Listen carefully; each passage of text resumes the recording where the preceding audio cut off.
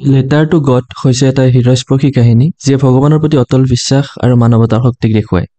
এই কাহিনীৰ মূল চৰিত্ৰ হৈছে লেঞ্চ, এজন কঠোৰ পৰিশ্ৰমী খেতিয়ক যিয়ে এখন উপত্যকাৰ এটা নিৰ্জন ঘৰত পৰিয়ালৰ সৈতে বাস কৰে। লেঞ্চৰ জীৱিকাৰ একমাত্ৰ উৎস আছিল তেওঁৰ শস্যৰ খেতি, আৰু তেওঁ এটা ভাল শস্যৰ বাবে বৰষুণৰ আশা কৰিছিল। এদিন বৰষুণ আহিছিল। প্ৰথমতে লেঞ্চে ভাবিছিল বৰষুণৰ ফলত তেওঁৰ খেতি আৰু ভাল হৈ পৰিব, এইবাৰ তেওঁ অধিক উপাৰ্জন কৰিব পাৰিব। কিন্তু সেই বৰষুণে তেওঁৰ আশা পূৰ কৰাৰ পৰিৱৰ্তে ভয়ংকৰ ৰূপ ল'লে। বৰষুণৰ পিছত এটা ভয়াৱহ শিলাবৃষ্টি হ'ল, যিয়ে তেওঁৰ গোটেই শস্য খেতি নষ্ট কৰি পেলালে। লেঞ্চ আৰু তেওঁৰ পৰিয়ালৰ জীৱনৰ ওপৰত সংকট নামি আহিল, কাৰণ তেওঁৰ জীৱিকাৰ একমাত্ৰ উৎস আছিল এই শস্য। তথাপিও কিন্তু লেঞ্চৰ ভগৱানৰ ওপৰত অটল বিশ্বাস আছিল। তেওঁ বিশ্বাস কৰিছিল যে ভগৱানে তেওঁক সহায় কৰিব।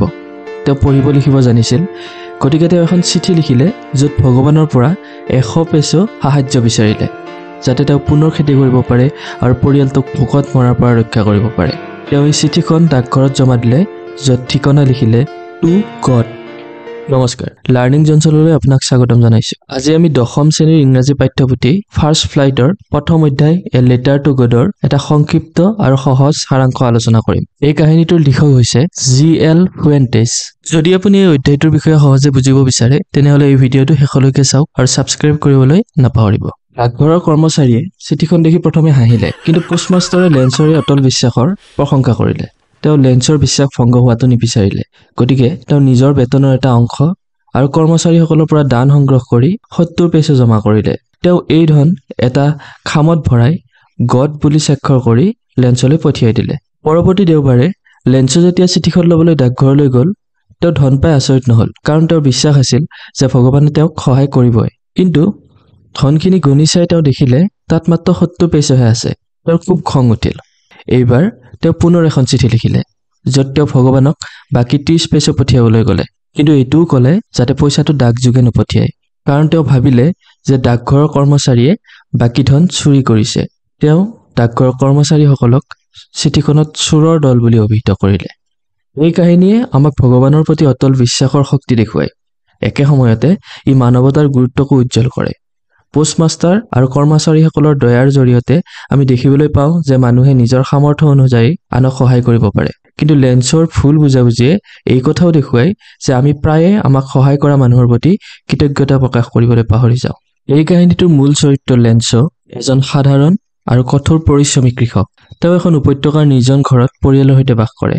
তেওঁৰ জীৱনৰ একমাত্ৰ আশা হৈছে তেওঁৰ শস্যৰ খেতি, যিটো তেওঁৰ পৰিয়ালৰ জীৱিকাৰ ভিত্তি।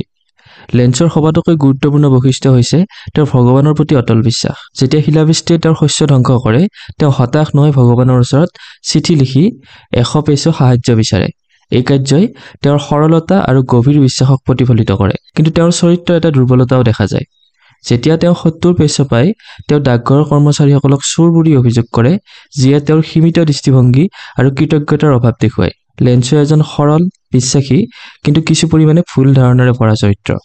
আনফালে পোষ্টমাষ্টাৰজন এই কাহিনীৰ এজন গুৰুত্বপূৰ্ণ পাৰ্শ্ব চৰিত্ৰ, যিয়ে মানৱতাৰ প্ৰতীক হিচাপে কাম কৰে। তেওঁ এজন দয়ালু, সহানুভূতিশীল আৰু উদাৰ ব্যক্তি। যেতিয়া তেওঁ লেঞ্চৰ ভগৱানলৈ দিয়া চিঠিখন পঢ়ে, তেওঁ প্ৰথমে হাঁহে, কিন্তু পিছত তেওঁ লেঞ্চৰ বিশ্বাসৰ প্ৰতি সন্মান প্ৰকাশ কৰে। তেওঁ নিজৰ বেতনৰ এটা অংশ আৰু কৰ্মচাৰীসকলৰ পৰা দান সংগ্ৰহ কৰি 70 পেছো লেঞ্চলৈ পঠিয়ায়, গড বুলি স্বাক্ষৰ কৰি। তেওঁৰ এই কাৰ্যই তেওঁৰ উদাৰতা আৰু সহানুভূতিৰ পৰিচয় দিয়ে। পোষ্টমাষ্টাৰৰ চৰিত্ৰই আমাক দেখুৱায় যে মানুহৰ দয়া আৰু সহযোগিতাৰ জৰিয়তে সমাজত ইতিবাচক পৰিৱৰ্তন আনিব পাৰি। ডাকঘৰৰ কৰ্মচাৰীসকল হৈছে কাহিনীৰ সৰু পাৰ্শ্ব চৰিত্ৰ। তেওঁলোকে প্ৰথমে লেঞ্চৰ চিঠি দেখি হাঁহে, কিন্তু পোষ্টমাষ্টাৰৰ নেতৃত্বত তেওঁলোকে ধন সংগ্ৰহত সহায় কৰে। তেওঁলোকৰ এই কামে তেওঁলোকৰ দয়া আৰু সহযোগিতাৰ মনোভাৱ প্ৰকাশ কৰে। কিন্তু লেঞ্চৰ দ্বিতীয় চিঠিত তেওঁলোকক চোৰৰ দল বুলি অভিহিত কৰা হয়, যিয়ে তেওঁলোকৰ দয়াৰ ওপৰত এক বিদ্ৰূপৰ ছায়া পেলায়। তেওঁলোকৰ চৰিত্ৰই সামূহিকভাৱে সহায় কৰাৰ শক্তিক প্ৰতিনিধিত্ব কৰে। এই পাঠটোৰ পৰা আমি কি পাওঁ? প্ৰথমতে, ভগৱানৰ প্ৰতি অটল বিশ্বাসৰ শক্তি। এই কাহিনীৰ মূল চৰিত্ৰ লেঞ্চই আমাক শিকায় যে ভগৱানৰ প্ৰতি অটল বিশ্বাসে মানুহক জীৱনৰ কঠিন পৰিস্থিতিতো আশা জগাই ৰাখে। যেতিয়া শিলাবৃষ্টিয়ে তেওঁৰ শস্য ধ্বংস কৰে, তেওঁ হতাশ নহয় ভগৱানৰ ওচৰত চিঠি লিখি সাহায্য বিচাৰে। এই বিশ্বাসে তেওঁক মানসিক শক্তি প্ৰদান কৰে। এই শিক্ষাই আমাক জীৱনত সাহস আৰু ধৈৰ্যৰে আগবাঢ়িবলৈ প্ৰেৰণা দিয়ে। যেতিয়া আমি বিশ্বাসৰ ওপৰত নিৰ্ভৰ কৰি জীৱনৰ বিভিন্ন চেলেঞ্জৰ মুখামুখি হওঁ, তেতিয়া আমি অধিক শক্তিশালী হৈ উঠো। মানৱতা আৰু দয়াৰ মূল্য। পোষ্টমাষ্টাৰ আৰু ডাকঘৰৰ কৰ্মচাৰীসকলৰ কাৰ্যই আমাক মানৱতাৰ গুৰুত্ব শিকায়। তেওঁলোকে লেন্সৰ বিশ্বাসক সন্মান জনাই নিজৰ সামৰ্থ্য অনুযায়ী ধন সংগ্ৰহ কৰি তেওঁক সহায় কৰে। এইটোৱে দেখুৱাই যে আমি আমাৰ ক্ষুদ্ৰ প্ৰচেষ্টাৰে আনৰ জীৱনত ইতিবাচক পৰিৱৰ্তন আনিব পাৰোঁ।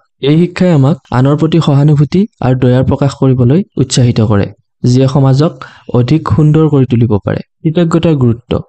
লেন্সৰ দ্বিতীয় চিঠিত তেওঁ ডাকঘৰৰ কৰ্মচাৰীসকলক চোৰৰ দল বুলি অভিহিত কৰে, যিসকলে তেওঁক সহায় কৰিছিল। এই ভুল বুজাবুজিয়ে আমাক শিকায় যে আমি প্ৰায়ে আমাক সহায় কৰা মানুহৰ প্ৰতি কৃতজ্ঞতা প্ৰকাশ কৰিবলৈ পাহৰি যাওঁ। ইয়াৰ পৰা আমি শিকিব পাৰোঁ যে আমি যি সাহায্য পাওঁ তাৰ বাবে সদায় কৃতজ্ঞ হ'ব লাগে আৰু আনৰ প্ৰচেষ্টাক মূল্য দিব লাগে।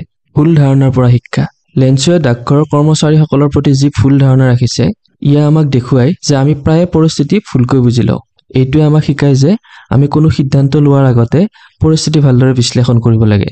এই শিক্ষাই আমাক ধৈৰ্যশীল হ'বলৈ আৰু আনৰ উদ্দেশ্যৰ বিষয়ে বিচাৰ নকৰাকৈ বুজিবলৈ শিকায়। এই চেপ্টাৰটো কিয় ইম্পৰ্টেণ্ট? এই লেটাৰ টু গডে আমাক জীৱনৰ মৌলিক মূল্যবোধৰ বিষয়ে শিকায়, বিশ্বাস, দয়া, কৃতজ্ঞতা আৰু ধৈৰ্যৰ কথা শিকায়। এই কাহিনীৰ জৰিয়তে আমি বুজিব পাৰোঁ যে জীৱনত কঠিন সময়তো বিশ্বাসে আমাক আশা দিয়ে আৰু দয়াৰ জৰিয়তে আমি আনৰ জীৱনত পৰিৱৰ্তন আনিব পাৰোঁ।